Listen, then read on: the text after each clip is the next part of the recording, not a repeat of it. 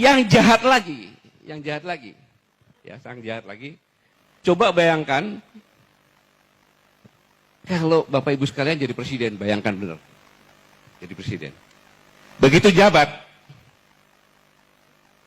bulan Januari, Menteri Keuangan Bu Sri Mulyani memastikan kenaikan PPN 12% sesuai dengan ketentuan undang-undang yang berlaku pada bulan Januari 2025. Jadi pada saat Presiden jabat, bulan Januari PPN 12% diberlakukan. Untungnya pada tanggal 31 Desember, Presiden Prabowo membatalkan keputusan tersebut, hanya mengenakan kenaikan pajak menjadi 12% untuk barang dan jasa saja. Baru jadi presiden di tahun pertama, sudah disibukkan dengan ini, dan harus tampil sendiri untuk membatalkan. Ini Januari. Selanjutnya, bulan Januari lagi, heboh ditemukan pagar laut. Masa jam berapa SMS loh? Di Tangerang. Pada saat itu Presiden merintahkan bongkar. Tetapi Menteri KKP bilang jangan dibongkar, melarang. Karena untuk barang bukti, insubordinasi dari menterinya. Belum 1 bulan di bulan Januari, sudah terjadi seperti ini. 2.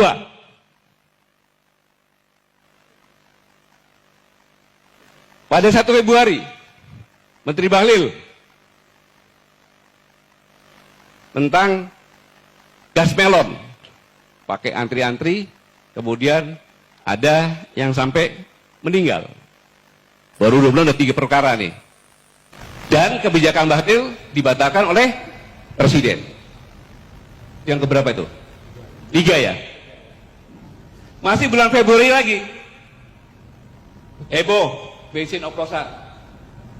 Ini kalau terlambat diketahui, mesin-mesin motor masyarakat kecil itu rusak. Akhirnya berbondong-bondong isi bahan bakar di Shell. Sebelum saya lanjutkan, saya menduga ini adalah sabotase struktural. Disabotase yang dilakukan oleh struktural pemerintahan sendiri. Saya menduga itu. Boleh saya menduga seperti itu. Kalau itu panggil saya sebagai yang menyampaikan ini.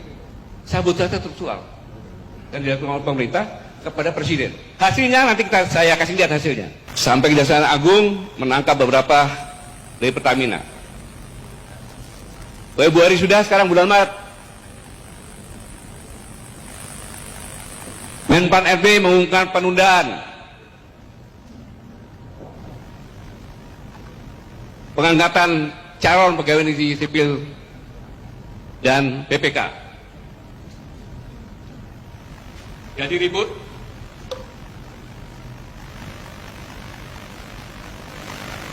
Keputusan itu menimbulkan gejolak dan Menseknek atas perintah Presiden Bapak Prasetyo Hadi pada tanggal 17 Maret akhirnya mengumumkan pengangkatan CPNS dan PPK dipercepat. Baru 3 bulan di tahun yang baru sudah seperti itu. 6.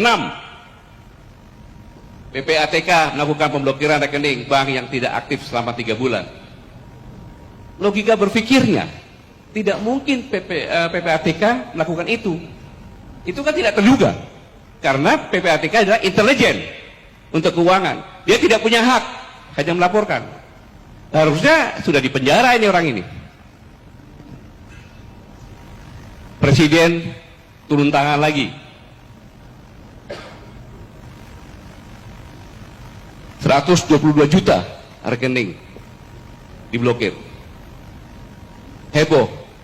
Kalau seandainya tidak diatasi, bayangkan seandainya 122 juta ini antri di bank dan narik rekeningnya.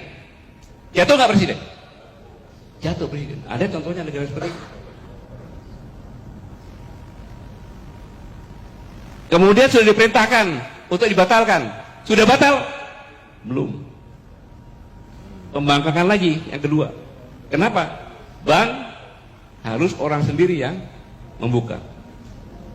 Timbullah maki-makian, presiden goblok, presiden bajingan, presiden kurang ajar dari luar negeri.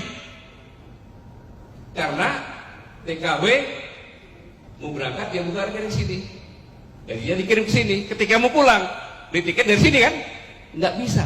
Bayangkan, saya harus menabung 3 tahun lagi supaya saya bisa pulang. Di mana-mana maki-maki muncul.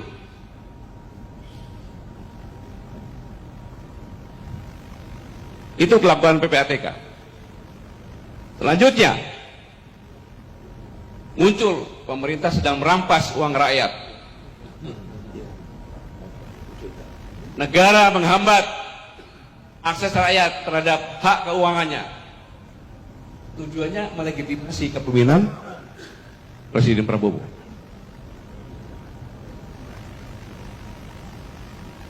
Kemudian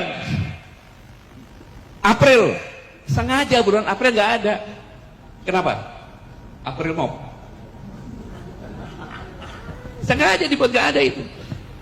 Inilah desain. Nggak ada. Langsung ke bulan Juni, heboh tentang tambang nikel di Raja Ampat yang merupakan surga terakhir dunia. Dunia internasional juga mengutuk. Pada tanggal 10 Juni atas arahan Presiden, 4 dari 5 siup nikel di Raja Ampat dicabut oleh Menteri SDM. Padahal Menteri SDM ada di dalam 4 itu.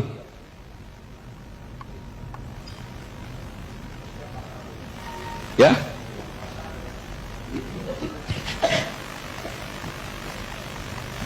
Belum selesai itu, ada lagi gara-gara lagi.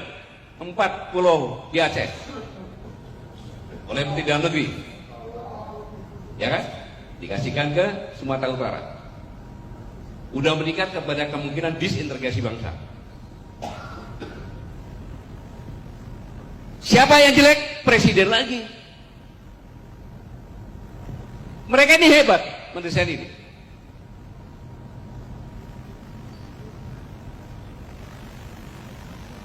Selanjutnya bulan Juli, seorang pejabat di Kopdinggi mengeluarkan wacana Beakol dibatasi hanya untuk mereka yang membeli paket internet premium. Tapi habis itu sampai sekarang belum ada kejelasannya. Ini kan menimbulkan kemarahan masyarakat bertubi-tubi. Bertubi-tubi. Kepada siapa? Ya presiden, karena pemerintah. Akhir Juli, amplop pernikahan dipajaki dari Dirjen Pajak. Habis itu menganulir, saya tidak melakukan itu. Bayangkan kalau Anda jadi presiden, bagaimana itu? Bisa berkonsentrasi. Kemudian akhir Juli, tanah nganggur selama 2 tahun disita negara. Pada akhir Juli, media sosial dihebohkan dengan kabar tanah nganggur tersebut. Heboh di mana-mana. Belum rekening selesai, tambahin lagi tanah nganggur.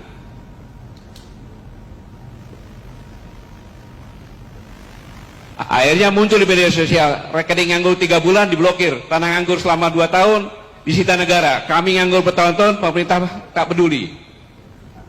Tapi muncul lagi, waspada, janda yang 2 tahun bisa disita oleh pemerintah. Muncul itu.